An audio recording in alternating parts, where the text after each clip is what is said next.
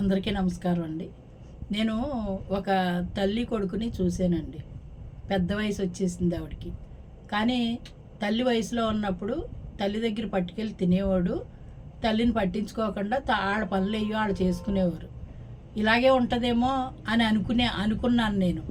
ఇలాగే పాపం ఆవిడ ఒంటరిది అయిపోయింది, పాపం అలాగే ఉంటారేమో అని అనుకున్నాను. కానండి ఇప్పుడు లాస్ట్ పరిస్థితిలోకి వచ్చేటప్పటికి కొడుకు పరిస్థితి బాగోలేదు.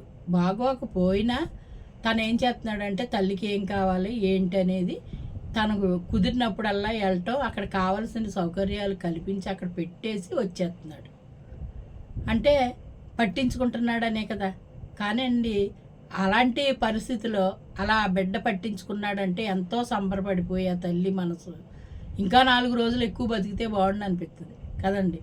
పట్టించుకోకపోతే అనుకుంటుంది ఎందుకురా భగవంతుడా తీసుకెళ్ళిపోనని అనుకుంటుంది.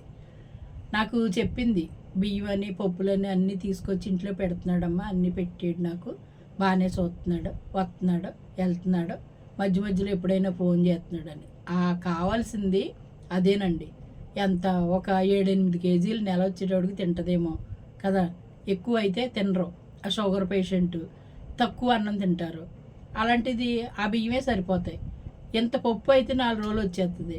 అసలు పెద్దగా వండుకుని తినే అంత పరిస్థితి కూడా ఉండదు. పెద్ద వయసు వచ్చేసింది.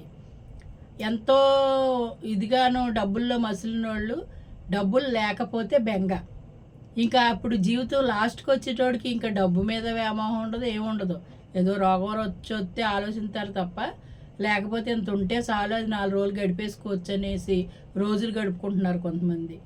ఈ పరిస్థితుల్లో బిడ్డలో అలాగే అప్పుడు నేను చెప్పిన కొడుకులాగా కడుపులో పెట్టుకుని తల్లులు తండ్రులు లాస్ట్ పరిస్థితిలోకి వచ్చిన తర్వాత ముందు ఎలా ఉన్నా ఆ టైంలో కొంచెం పట్టించుకుని తిన్నారా ఉన్నారా అని అడిగి వాళ్ళకి ఏదైనా కావాలంటే కొంచెం పట్టుకెళ్ళి పెడితే ఎంతో సంతోషపడతారండి. అది ఎంతో పుణ్యం కూడా.